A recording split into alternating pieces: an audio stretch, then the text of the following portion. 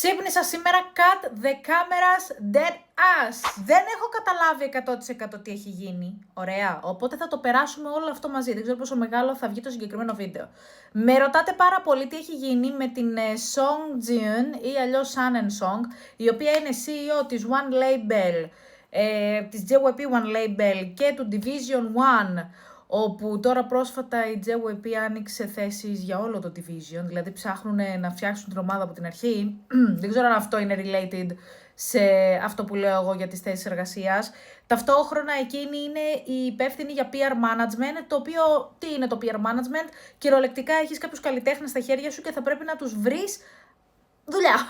Δηλαδή να τους κάνεις ambassadors, όλα αυτά που βλέπουμε, τύπου Versace Hyunjin, Guess Hyunjin, ο Felix που έχει πάρει την Άρτα και τα Γιάννενα και έχει γίνει ambassador παντού. Αυτό είναι δουλειά της εταιρείας μέσα, δηλαδή του PR strategist και αυτός ο οποίος είναι υπεύθυνος για το PR. Μπορεί μερικοί να μην ξέρετε πώς δουλεύει. Έρχομαι τώρα με ένα thread το οποίο υπάρχει στο X, που μου το έχετε στείλει για να το τσεκάρω και έχω φρικάρει λίγο τη ζωή μου, γιατί δεν πάμε μόνο για Stray Kids, πάμε πίσω μέχρι και στο PM. Μπορώ να ψιλοκαταλάβω για ποιο λόγο γίνεται όλο αυτό, για ποιο λόγο ο κόσμος τους φαίνεται πάρα πολύ περίεργο και υπάρχουν διάφορα complaints για την συγκεκριμένη, διότι μερικές φορές δεν γίνεται όλο το group να έχουν ακριβώς τις ίδιες δουλειές. Δεν είναι όλα τα member, δεν έχουν όλα τα member το ίδιο popularity. Βέβαια εδώ πέρα η κατάσταση είναι λίγο περίπλοκη, γιατί κάτι λένε για σχέση. Και λένε για σχέση μεταξύ της PR manager, της Song Jin και του Felix.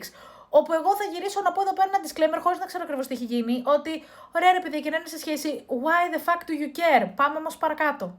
Πάρα πολλοί έχουν αρχίσει και λένε ότι κοιτάξτε, η συγκεκριμένη, παρόλο που είναι η δουλειά της, λέω εγώ μέσα σε εισαγωγικά, εμφανίζεται παντού.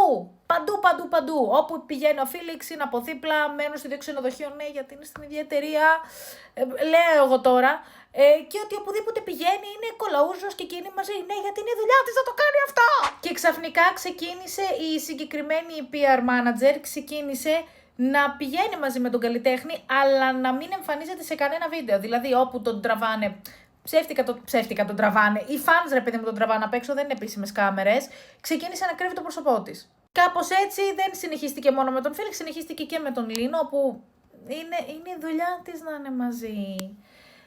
Οπότε ναι, το βλέπετε και εδώ πέρα ότι το λέει ότι πήγαινε συνέχεια μαζί τους και ακολουθεί και αλληλοακολουθούνται και γίνεται εκεί πέρα χαμός. Ταυτόχρονα έχουμε και την δεσποινής Λίσα, όχι από τις Blackpink, την Λίσα από την Ιαπωνία, που πάρα πολλές φορές έχει βγει και έχει δηλώσει, και το ξέρουμε αυτό ότι είναι πρόβλημα με το Division 1, διότι έχουν βγει πάρα πολλοί καλλιτέχνες και έχουν δηλώσει ότι κοιτάξτε, εμείς ενδιαφερόμαστε να κάνουμε collaboration με τους Stray Kids, αλλά δεν βλέπουμε να υπάρχει ανταπόκριση από την ίδια την εταιρεία. Και υπάρχουν συνεντεύξεις που κυριολεκτικά υπάρχουν καλλιτέχνες που λένε ότι κοιτάξτε, εμείς θέλουμε να έρθουμε σε επαφή, αλλά κάτι δεν πάει καλά. Μην θυμηθώ για τον Τάμπλο που γύρισε και είπε κυριολεκτικά ότι η εταιρεία είχε κανονίσει collaboration ανάμεσα στον εαυτό του και στους Stray Kids και δεν του το είχαν πει, δεν το ήξερε ότι πας. Και απλά πήγε στο Megaverse εκεί πέρα και καλησπέρα. Ναι, υπάρχει περίπτωση όντως να κάνετε και ένα collaboration. What the fuck! Εδώ πέρα λοιπόν συνεχίζουμε να βλέπουμε ότι και στο World Tour των Stray Kids υπήρχε η συγκεκριμένη PR manager μαζί, διότι στο World Tour των Stray Kids είναι μια πάρα πολύ καλή δικαιολογία να πηγαίνουν η PR manager μαζί, διότι εφόσον εκείνη είναι ο συνδετικός κρίκος ανάμεσα στον brand και στον καλλιτέχνη, τον οποιονδήποτε καλλιτέχνη, είναι πολύ καλό να γνωρίζονται και από κοντά, αλλά και να τους καλούν να πάνε στη συναυλία. Είναι καλό PR και marketing αυτό. Like, this is how it works.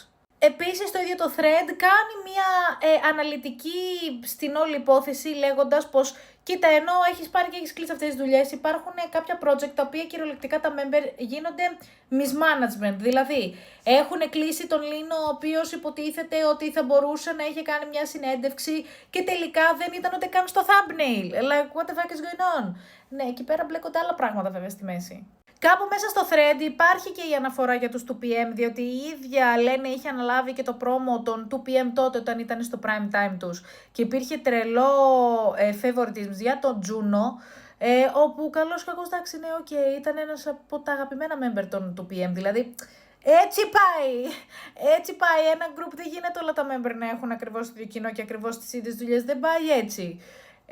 Αλλά ναι, μπορώ να καταλάβω λίγο τη μία πλευρά και για ποιο λόγο υπάρχει αρκετός κόσμος που έχει εκνευριστεί και παθαίνει κοκομπλόκο. Αλλά ξαναλέω εδώ πέρα ένα disclaimer ότι εάν ήταν personal relationship, δεν μας ενδιαφέρει η προσωπική ζωή των καλλιτεχνών. Τώρα, αν ήταν για δουλειά, πάλι νομίζω ότι κάπως διαβάζεται λίγο του deep. Αλλά εντάξει, that's just my opinion. Εγώ απλά σας δίνω το report.